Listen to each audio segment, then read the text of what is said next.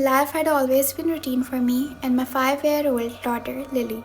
We had lived in a modest apartment in a peaceful neighborhood, and I worked from home to make ends meet. Everything was going smoothly, or so I thought, until I noticed something strange happening with Lily. One afternoon, as I was focused on my work, I glanced over at Lily. She was in the corner of the room, talking to someone who wasn't there. At first, I assumed it was just her imagination at play, as many children have imaginary friends. But there was something odd in the way she carried out that conversation. It was as if she truly believed someone was there, listening and responding. Days turned into weeks, and Lily's mysterious friend didn't go away. She continued talking to this unseen presence daily. I overheard snippets of their conversation, which often included her wishing for things that seemed impossible for a child to understand. But the unsettling part was that these wishes sometimes came true. The first time it happened, I brushed it off as a mere coincidence. Lily had wished for a sunny day, and despite the gloomy forecast, the sun had appeared. She was overjoyed, and I attributed it to luck. But as the strange occurrences multiplied, I began to doubt my own rational explanations.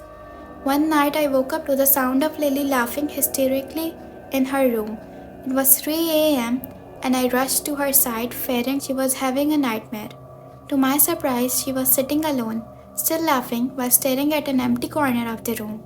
It was as if she was sharing a private joke with her invisible friend.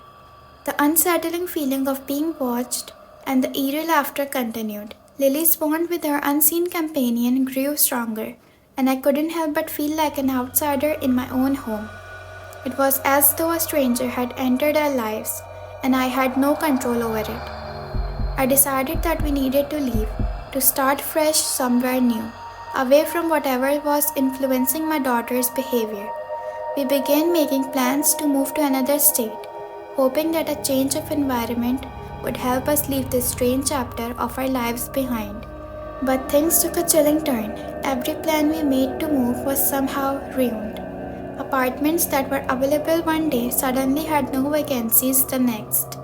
Job opportunities that seemed promising ended up vanishing. It was as if someone or something was determined to keep us in our current place. The feeling of helplessness and dread continued to grow. I couldn't understand what was happening, but I was certain that it was connected to Lily's invisible friend. My once happy home had become a place of fear, uncertainty, and I knew that we had to leave for our own safety. With every obstacle we faced, the unease inside me grew stronger. We were trapped in a nightmarish scenario, and I felt like I was losing control of my own life. Our escape seemed impossible, and I began to wonder if we would ever break free from the clutches of this unseen force. In the end, we did manage to leave that apartment and relocate to another state, but the fear of the unknown still lingers in the back of my mind. I'll never forget the strange occurrences and the eerie laughter at the relentless obstacle that seemed to conspire against our escape. Our lives had moved forward, and Lily had gradually left her invisible friend behind. But I can't help but wonder what it was and why it had such a hold on our lives. The memory of that time still haunts me,